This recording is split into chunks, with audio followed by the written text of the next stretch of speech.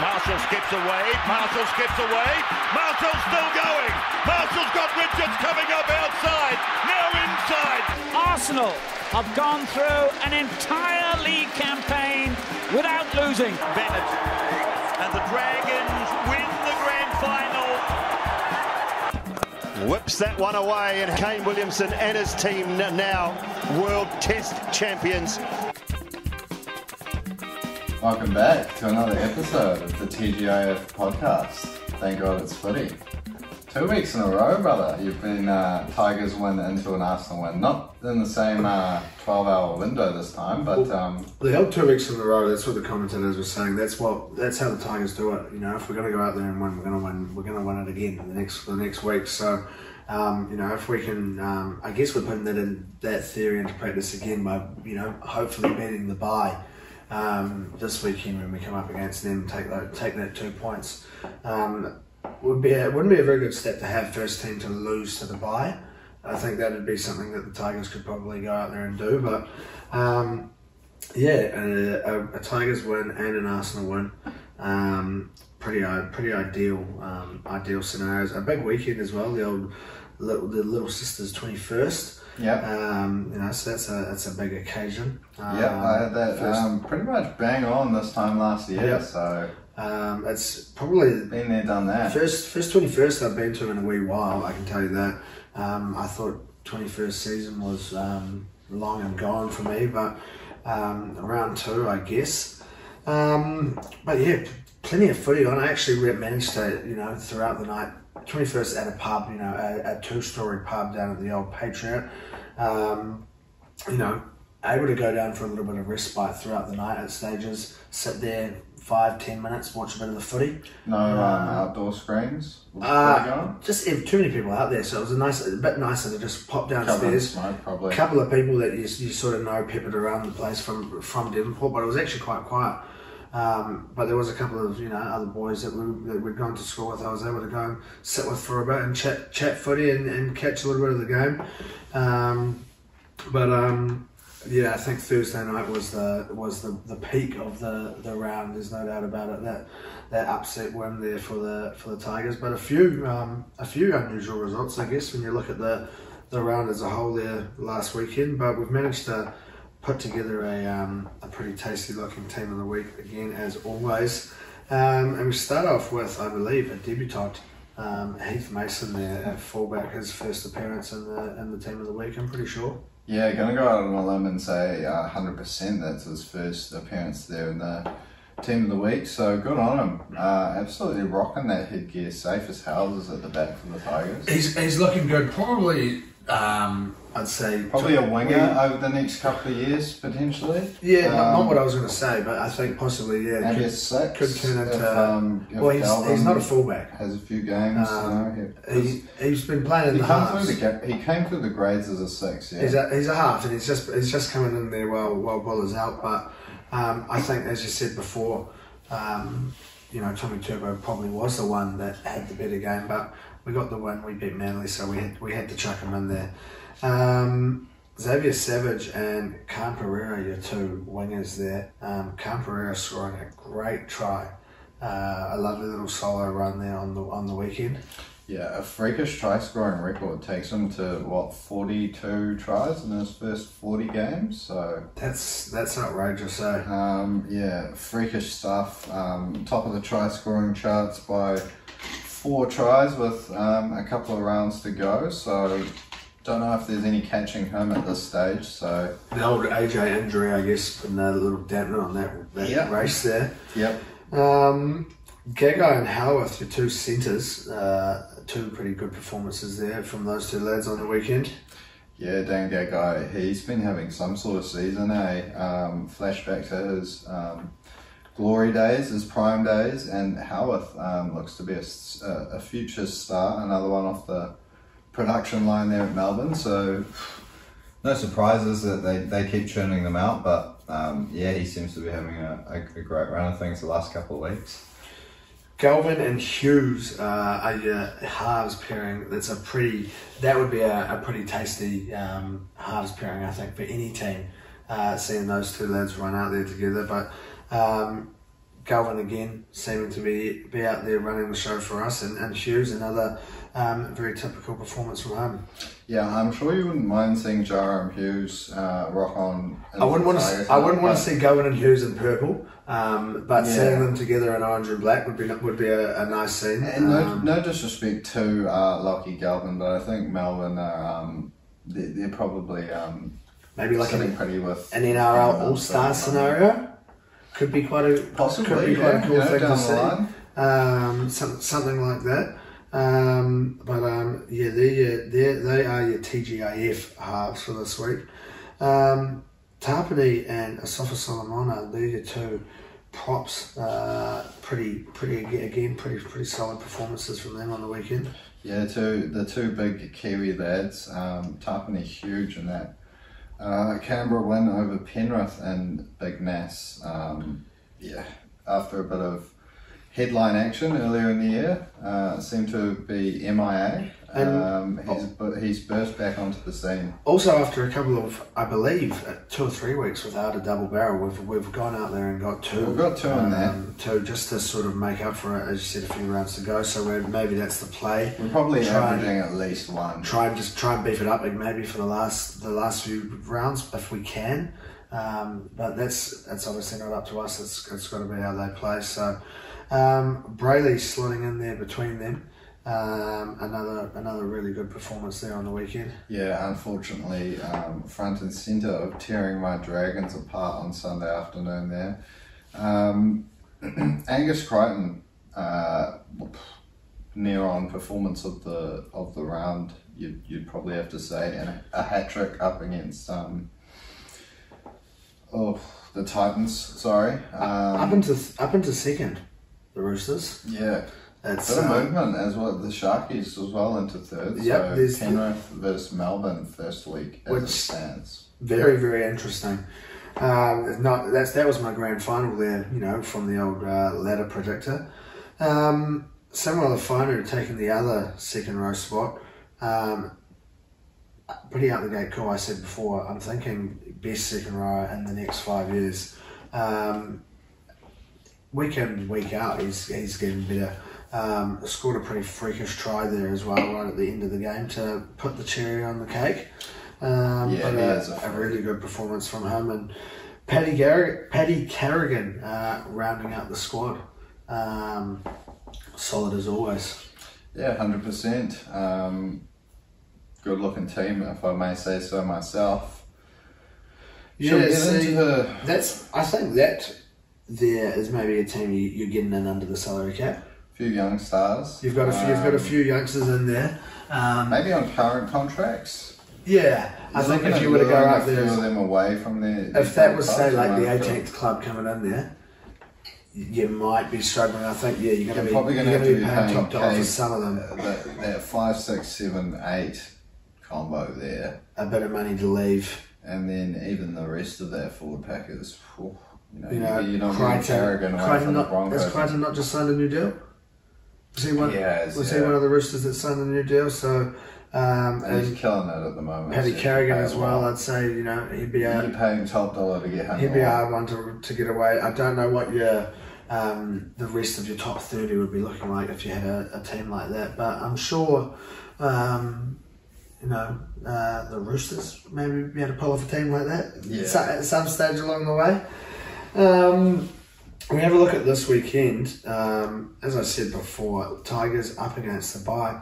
Now, I'm not too sure when this is. I don't know when. Some say that the bye kicks off. At the same time as the first game, Thursday night. Some people say that the bye kicks off following the last game. On a Sunday. Whether or not you want to say that that's. The way that is, I quite like to think about that the bye comes in. When do you get the points? Well, that's straight away. Some tables I believe show it straight away at the start, and some tables show it at the end. I'm pretty sure. I've seen both at some stage in my life. Either way, I think it should be 3 in a row. I don't think we're gonna be that first team to lose just yet. You don't come off two wins.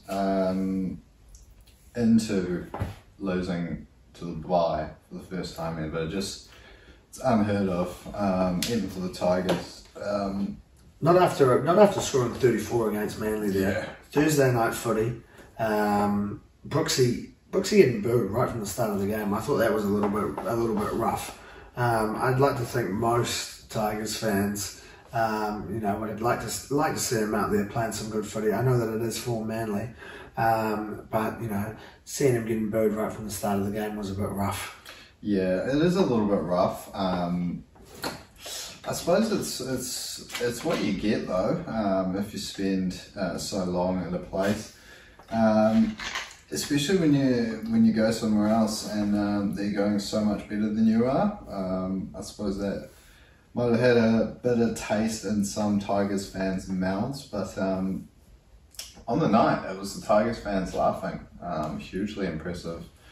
Whether or not you want to say how much of a part the ref had to play in this one, I can see a lot of people saying that Manly should have come away with the win in this one if it wasn't for some dodgy refereeing decisions. I think possibly one of the worst rounds of refereeing I've seen in the NRL for a long time. So bad. It's getting worse and worse. But I think what sealed it. Well, I think we went 16-0 down. And I got to that and I thought, oh, screw this, I'm just going to go to bed, I can't be bothered watching this. So I kind of got up, sorted my shit out, brushed your teeth, do all that sort of stuff, get your clothes ready for tomorrow. And I jumped into bed, looked at the score, and I think it was 16-12 at that stage. Yeah. With a minute to go in the first half, and I was like, oh fuck, I'm not going to bother, let's be honest, we'll probably end up losing. Hadn't seen that we'd had a sin bin. They'd had a sin bin, sorry. And then I think I finished an episode of Scorpion, and then boom, checked the score again, or maybe closed that tab on my phone, and then the stream popped up. When was there? I don't know how it worked out, but I saw that it was 16-0 somehow, and I'd seen Alex Seyfarth had scored, so I thought, let's just tune back in and have a look. They're talking about a second sin bin, and I'm thinking, Jesus, what's going on? Apparently the old Kawadu one shouldn't have been a bin. It's a little bit rough. I think the third one is what really sealed the deal for me of a shocker of a performance. Corey Waddell coming in with a hand across the face of, I think it might have been Alamalo, I think it was, and then Paseka coming in shoulder straight into sort of the mouth area. And Waddell being the one that gets sin-bin, and everyone's sort of thinking that Paseka could have been off. Waddell's been given a 1 week ban, and Paseka's been given a fine. I think it's outrageous. And these are calls that are against the Tigers. I think it was so there was some shocking calls. Either way though, we've lost games because of the bin this year. So it's one of those things where we'll happily take a returned favour, I think. Yeah, definitely not complaining as a Tigers fan. It's worrying signs as we head towards finals footy. If not what you want to see. Refs sort of don't know what they're up to.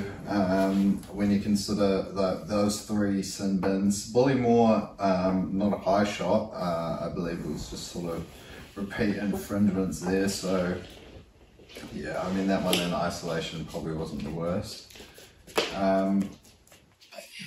The other two just definitely mind baffling. Olakuadu's probably because it wasn't so bad, and Waddell's because it probably should have been Paseka and might have even been worse than a sin bin judging on recent history as well. Could have even been a straight send off, even though it was 15. But then we saw other ones over the weekend which also weren't bins. That Stephen Crichton one. Crichton's one should have been. There was another one there for the Dogs. And then there was someone that did get banned that I thought was a little bit unfair. So probably one of the worst refereeing performances over all 8 games there on the weekend. But as I said, we've lost games to the bin. It doesn't matter when you've got players like Galvin, I said before, having a screamer of a game, and Samuel Afonu as well. All the Whanau brothers actually were. Yeah, Latu also touching down for a try there. First touch after coming on as well. Yeah. I was going to say he had a pretty good game, but didn't really play too many minutes. But obviously a try and his try assist in that little cameo off which the was bench. good. So it's a handy position that we put ourselves into now. Obviously, points difference has kind of done us in here. I've seen a lot of Tigers fans, calling for a 60-point win, from you lads here this weekend. Up against Parramatta, just to put that swing in our favour. I certainly wouldn't turn it down. I can't say as either a Dragons fan or for you and your fellow Tigers fan that I'd be holding out hope for anything like that to be happening. But I suppose it takes you into that spoon bowl for the last round of the season. Pretty sure tickets have been flying out the gate for this one. It'll be at Campbelltown. Is it? I'm pretty sure it'll be a huge game. It'd be a possibility of maybe going over to go and watch that. I think an occasion like that. I think that'd be worth the trip. Heading over. What are we? You're a week away from it. You can look into booking something like that. Get yourself a ticket and go and hopefully witnessing history and seeing us pass the spoon on. I don't want to be over there to see, imagine the other end of the spoon though. Going over there to see the hat trick of spoons. I'd probably fly out with just Tigers gears, and then I'd have to go out, come back in just my Tigers gears, and that could be hectic. I might be staying in Aussie if that was the case, but ideal world, you guys go out there this weekend, 60, 70 point win, and really throw that points difference around the other way. Yeah, I suppose, would that mean you can then lose next That would week? mean we could still lose next week and avoid the spoon. And avoid the spoon. Okay, yeah. And I think, did the Bunnies win last weekend, or did they lost in the end day? They lost. And I think there was a way. I think if I've seen that there was some way that the Bunnies could still finish bottom, but that might not be possible anymore. I'm not too sure. But I had seen something at some stage there that maybe last week that there was a plausible way for the Bunnies to end up finishing bottom, and I think it would have had us 16th or maybe even 15th if we'd beaten. No, possibly 16th still because of the points difference. But interesting stuff. Either way, it's a week off. It's a spoon bowl. We'll chat in the. It's a spoon bowl next week. Not next week. Week after. Next week. Oh well, yeah, next weekend. Yeah, so it'll be next week. Next week, yeah. But we do have a Dragons game. Obviously. Saturday Arvo there, the old 5:30 kickoff. Yep. Up against Para, as we've just spoken about. Yeah, so we'll be pumping them 60, 70, 80. We don't even need to really get into this game. We've already called it. It's going to be 60-70-0. One of the two. I don't think it'll be in between. I think it'll be 60-0 or 70-0. I was looking forward to maybe 80-90. I'm thinking 60 or 70. I don't really mind. I actually don't know how much we do need. It might actually be 61. I think I've seen. So we'll go for 70-80 then. We'll say 70 or 80. 70 or 80-0. Probably looking at like maybe Zach Lomax scoring himself a couple of tries. I'd say. 80-0. You could probably book Ben Hunt in for about 13 try assists. You could give all 17 players a try, but it wouldn't be. I don't think it would be too good for your goal kicking confidence if you were to go out there and score 68 points from tries and then only get six out of 17 conversions. If we're out there beating Parramatta 80-0, 70-0. 6 out of 17 is not too flash though. I don't think Zach Lomax is really caring about how they're coming off the boot too much. maybe if he's a perfectionist. Running into finals footy, that's not a good scenario to be in. So maybe not 17 tries shootout. Maybe it's 17 tries for one player, or maybe not 17. It's going to have to be a few less than 17. Either way, it's going to have to be. But we go with 13. It's going to have to be a few. 13. Starting 13. He misses 2 kicks. Yeah. That would be. Is that 80? 13 fours or what? That's 52. And then 28 points from kicks. Yeah. Yeah. No. There's 13 sixes. No, because that's 13 converted tries. 13 sixes is 84. 84, and then just take away 2 conversions. Oh, yeah. Make it 80. Yeah, no, that's correct, yeah. That's how I did it. Yeah, see, I should be a little bit more equipped with that, I think. So there you go. But that's basically it, really, for that game. Not really too much else to talk about. I mean, both teams coming in mixed forms, obviously. Losers last week. Parramatta, they've had a pretty rough run of things. You know, they look 1 win from the last 5, but they've played Brisbane, Penrith, Melbourne, Roosters, and Warriors in New Zealand in that run. So not the friendliest of runs. And they won that game. Very convincingly so. Yeah. They won that game. We saw that at the beginning of the month. Dragons, ever since round 15, where we played the Tigers in round 14 for our 2nd win in a row, we've gone win, loss, win, loss, win, loss, win, loss, win, loss. So and this is your win week. This is a win week for the Dragons, as we just said. Which means next week's a loss. Next week's a loss, but then you win first round of finals. Yeah, baby. And then you can lose, and that's all right. Then, you know, if we get through to the 2nd week of finals after being tipped for the spoon, you'll happily take it. Especially if we knock the doggies out round 1 and everyone goes, oh, doggies are going to win the comp. It's not going to be at Belmore, it'll be at ANZ or our core stadium, whatever you call it. But it'll be a doggies home game. Yeah, that would be sweet. That would be sweet for the Dragons fans. It does tee up for a. It does. Everything is kind of leading up for this 80-0. I think really when you look at it, even with conceding. What was it, 38 was it last week on the weekend there, the Dragons? Yeah, Cronulla were hot. Dragons, as soon as we start to concede a couple of tries, they tend to leak in. That's why we're sitting there sort of around about... Is it -2, your points difference? Or is it less? -2. Oh, it's like -100 or something. Someone was sitting there at -2, and I thought that was quite cool because they were close to 0. Nah, definitely not us, bro. We're I knew you were in the negative.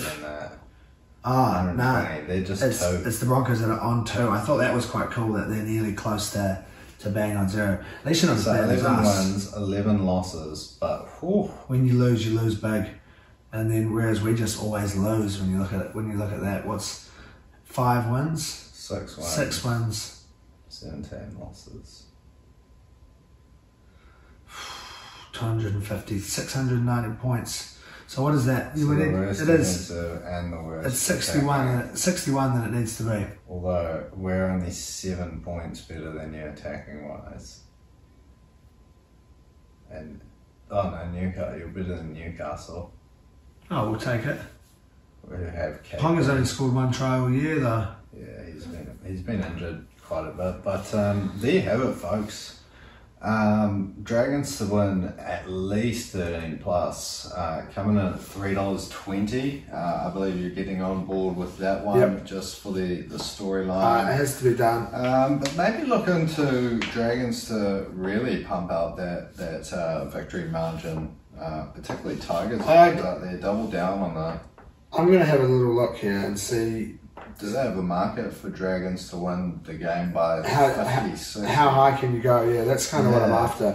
Can we go to something like 61-0? Correct, pick correct score. NRL, Saturday. Winning margin, that's obviously just that.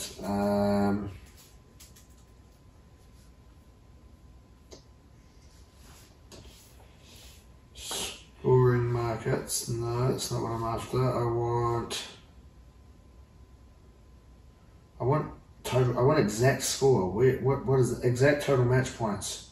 61 points or more. But then that's only paying, that's 61 points. Yeah, and that's only paying $3.20. So yeah, it's not really total points. Total points. St. George Illawarra Dragons. I can go 41 points or more. See, there's a way. I've seen it before. Or I think it might just take a little bit of finding there, but I'm gonna have to get on it. I'm gonna have to. Punter's formula. There's a way to do it. I've definitely seen it, but I've obviously got to get on it. The 13 plus this weekend, as you said, not really paying too much, but it has to be done there to fit the scenario. Yeah, hoping that it at least comes off. That way we can sort of. The highest we can go is St. George by 30 plus. Okay. What's that paying? $10. Okay, yeah, well, you're probably wanting to... The best thing, your highest thing really, what you want to be going for is really a scenario. I mean, if we could be after... Is that your highest? Or is there... Or, yeah. The best would be if we were needing you to win by 29 or 27, 29 or 27 points, and then you're paying 151. So that would be ideal.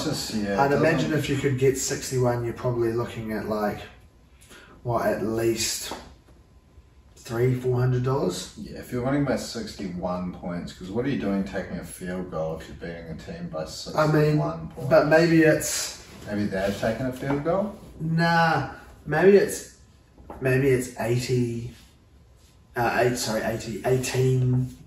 right before half time, and you just go, oh fuck, we're just going to take it. Just, you haven't really dominated them too much, but you've just kept them out, and then it's the second half where you just come out and destroy them. And you come out at half time 19-0 up, that sort of situation. That's maybe where we see 42 points. That's only 7 converted tries there in that next half. So, yeah, but I suppose you have to book it in. Yeah, that is what we will be after. Beautiful Saturday afternoon. Hopefully we can. That'll be you. Hopefully rolling into that 6-hour, 7-hour time gap of seeing your team win and an Arsenal win. Following on from another 2-0. Yeah. 2 games in, 2-0 wins.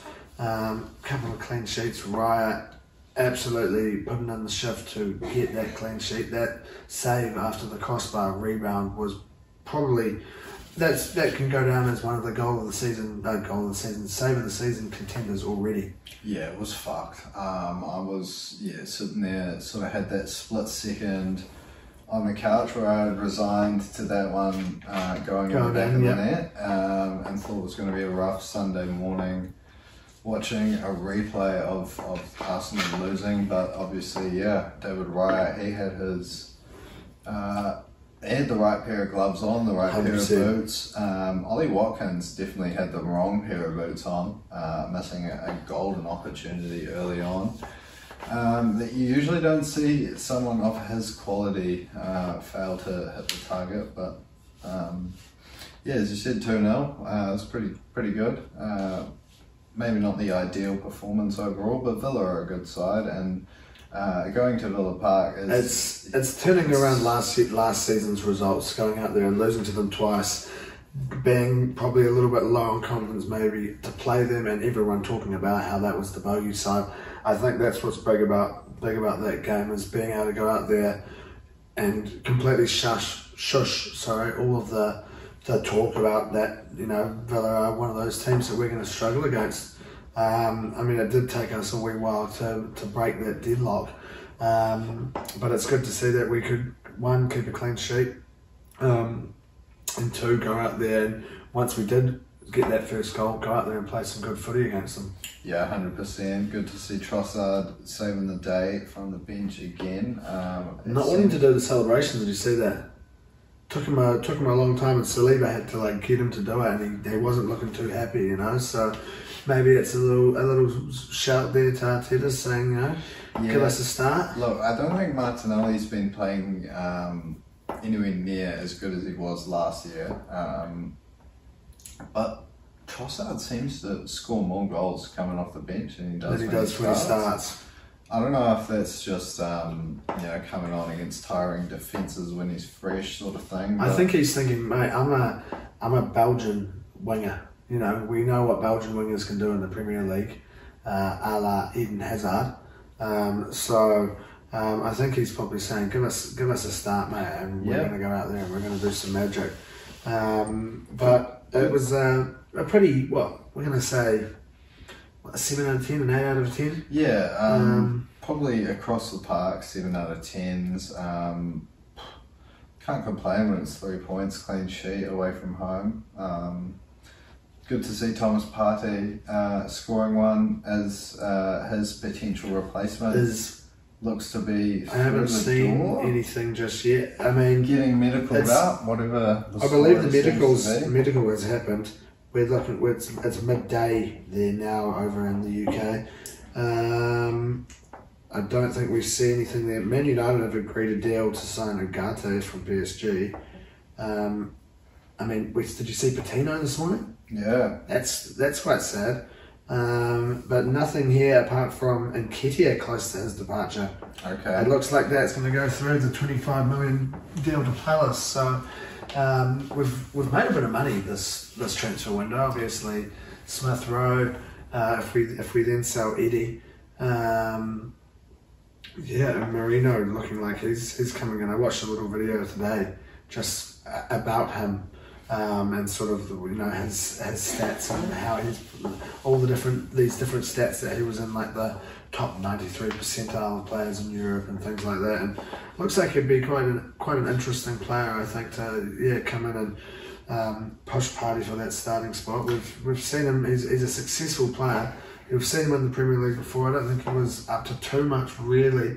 This video said that he had a good stint in the Premier League, but I don't remember him being too fresh for Newcastle when he first came. But he's obviously gone and won things in Germany. He's won things in Spain. So and he's won things obviously now with the Spanish national team as well. So it'll be a handy little acquisition, I think. Yeah, 100%. It's going to be interesting to see who does get the nod straight away when he does come through. Whether he kind of gets assimilated or whether Arteta's, you know, making another move a la David Raya in for Ramsdale. Thomas Partey, I think we play a lot better when he is there. It's just a matter of keeping him there, keeping him fit for long enough, which. Yeah, maybe does sort of. I think once we get into the Champions League as well, you know, being a bit part player. If Marino's the sort of guy that can handle playing the sort of 35-40 game workload, and Thomas Partey sort of pops up with a few more rests to prolong those dodgy legs of his, but yeah, it's going to be a good one this Saturday. Second versus third. At home to Brighton, a good old 11:30 kickoff. How juicy one for the Kiwi Gooners. Oh, bloody perfect conditions for another Arsenal win, really. Another 2-0 win.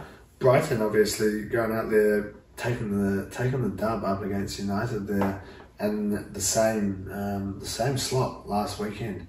That first 95th minute, Pedro winner. Yep, 95th minute, but the first kickoff there on the Saturday. So, whether Brighton fans will be hoping they can go out there and do something similar. Hopefully, it's a win there for Arsenal. I'd say.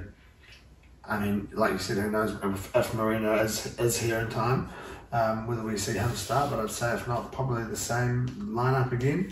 Yeah, I don't even know if it's long enough for Arteta to have to really imprint his plans, but I mean, we've seen stranger things happen than a bloke gets signed and turn up in the starting lineup a few days later, but yeah, as long as we can put up a bit more resistance than United did, kill the game off a bit earlier, I think we'll be fine in this one.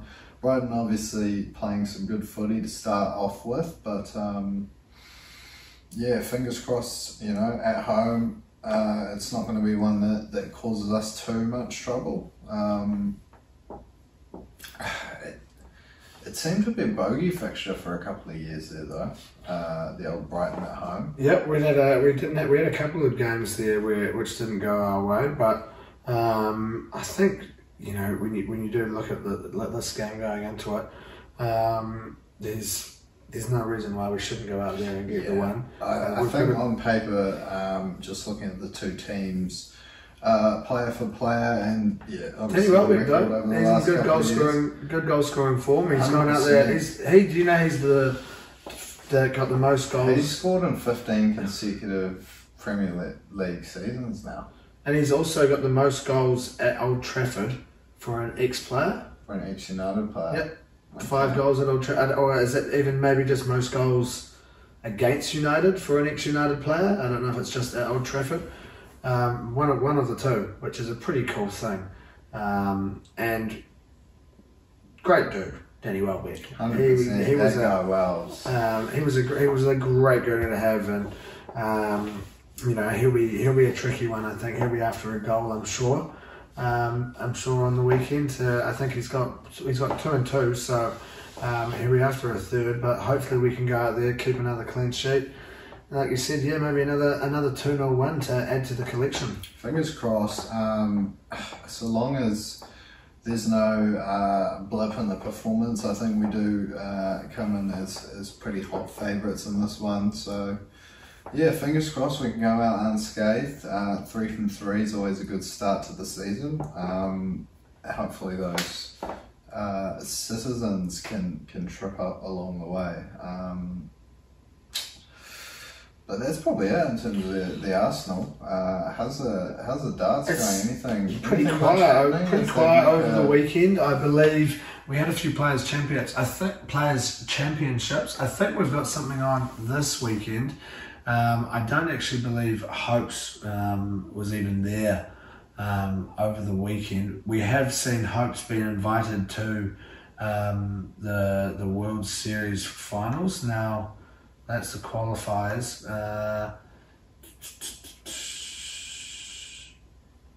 No, that'll be. Oh, maybe it is here. But we've seen Hopes be invited. I don't know.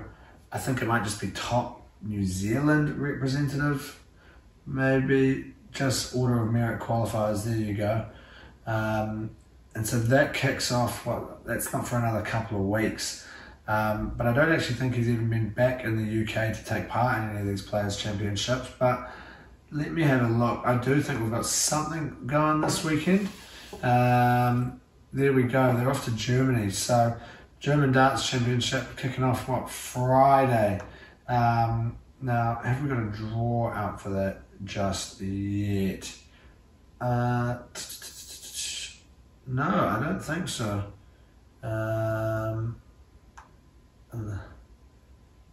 We've got qualified players, but no draw, and definitely no Hopes. I don't think he qualified for this along the way. No, so Hopes won't be there. I'd imagine he heads back over there. Where's that calendar gone? In the next week or so. I don't think he'll be at the Ned Flanders Darts Trophy, I can tell you that. I've never heard of that one there before, but he'll be back over there 13th to the 15th of September, World Series of Darts Finals. Hopefully really just doesn't draw Rob Cross again, because if you had to play Rob Cross in Aussie, Rob Cross in New Zealand, and then play him again in the first round over there in the UK, I think that would be pretty rough going. But yeah, it probably wraps us up for another week. So as always, if you've made it this far, thank you for listening, thank you for tuning in. Remember to get involved in all the socials. Give us a like, give us a comment, give us a 5-star. Enjoy your week ahead. Enjoy whatever sports you're getting involved with. Shout out to Devo Beach winning on pens there on the weekend, going in 3-0 and winning 5-4 to make their way into the, I don't know what the name is, but basically the cup final. If you're having a punt, do it responsibly, and hopefully we'll see you here next week.